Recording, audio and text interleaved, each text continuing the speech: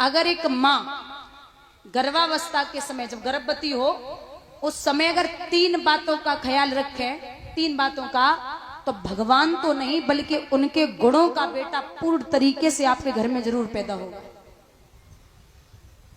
पहला, ओ भाभी फोन रखो। पहला,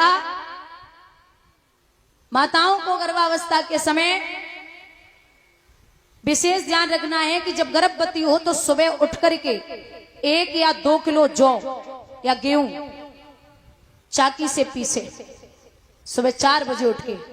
हाँ तुम सुन रही हो, तुम इतने वाली, हाँ इनको ही सुना रही हो। दूसरा, सुबह उठ करके गाय के 21 या 11 परिक्रमा लगाए। तीसरा, शाम को सोने से पहले 1 गिलास गाय का दूध सेवन करें। अब आप सोच रहे हो चाकी पीसने से क्या होता? महाराज जैसे जैसे चाकी घूमती है वैसे ही वैसे भगवान का सुदर्शन चक्र घूमता है, और जो चाकी के अंदर से आवाज आती है वैसी आवाज भगवान के घंटे और घड़ियालों से आती है। उसका पूर्ण असर आपके पेट में पल रहा बच्चा या बच्ची उस पर पड़ता है। और जो गाय के परिक्रमा लगाने की बात है, एक गर्भवती माँ ज्यादा चल फिर नहीं सकती और ज्यादा तीर्थों पे नहीं जा सकती, तो घर बैठे ही अनेक तीर्थों का भ्रमण करे, क्योंकि गाय के शरीर में 33 कोट देवी देवताओं का निवास होता है। अब बचा गाय का दूध। गाय का जो बछड़ा होता है वो पैदा होते ही होते खड़ा हो जाता है, तो गाय का जो बछड़ा होता है वो पैदा ही होते खड़ा हो जाता है। गाय के दूध में बड़ी शक्ति, बल और ज्ञान होता है।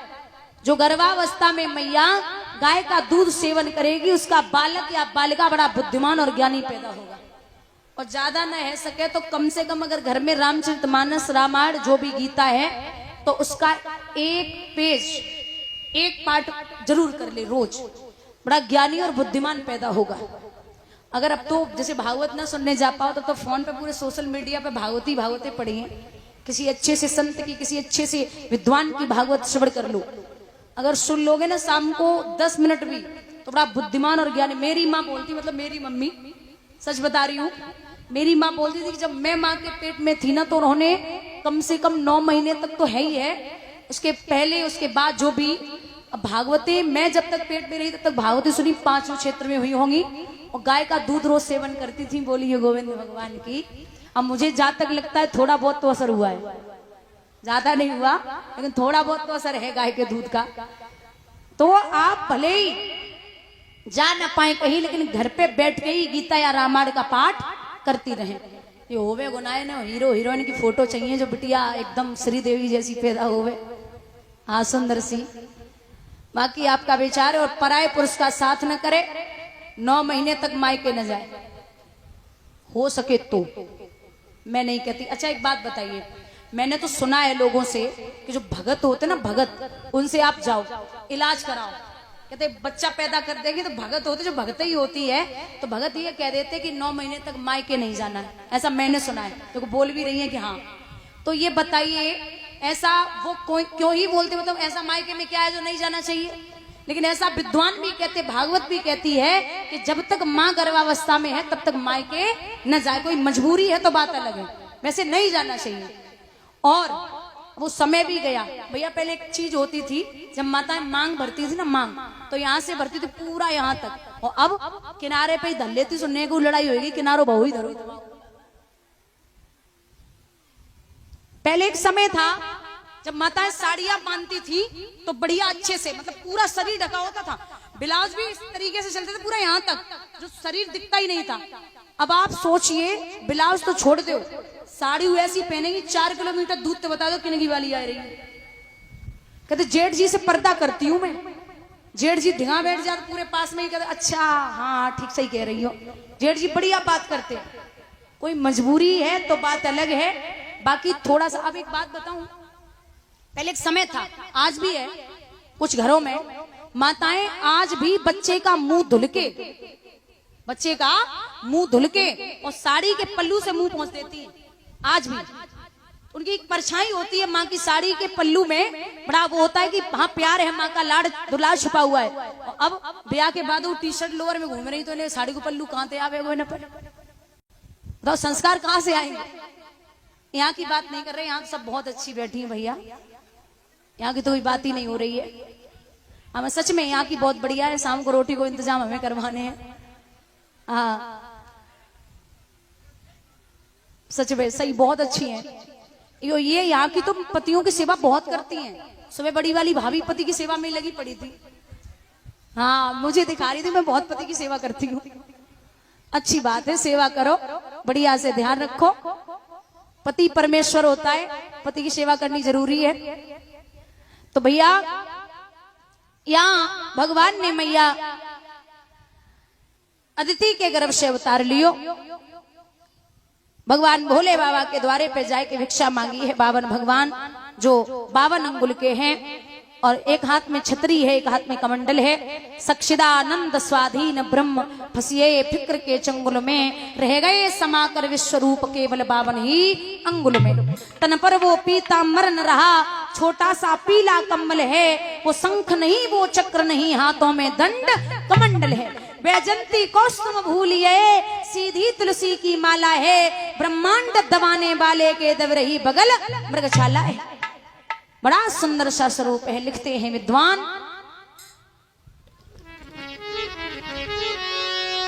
हरि 52 भेष बनाए, बलि राजा के द्वारे आए।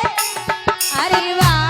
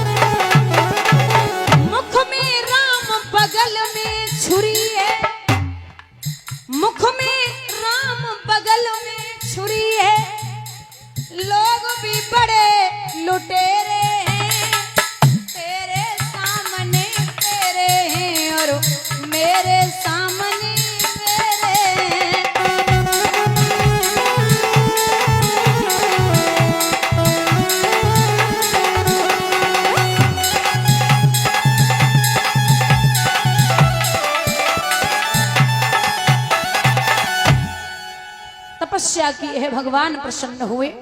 बोले मां वरदान मांग ले। मैया अदिति ने जवाब दियो, अगर देना चाहते हो तो एक वरदान दे दो, आपके जैसा बेटा मेरे घर में पैदा हो जाए। बोले अरे मां, हमारे जैसो बेटा तो तीनों लोकन में होना है और तू हमें मांग रही है, तो जा, मैं स्वयं तेरे घर में अवतार धारण करूंगा, मैं स्वयं आऊंगा तेरे यहां, मां तू निश्चिंत हो जा। प्रश्न किया है परीक्षित ने, महाराज ये बताइए, बलेम पदत्रेम भूवे कस्मात् दरिर्याचतः भूतेश्वरा कर्मवल्लभधार्यो यपि भवन्तमः। भगवान ने दीनहीन की भांति राजा बलि के द्वारे पे 3 कदम पृथ्वी क्यों मांगी?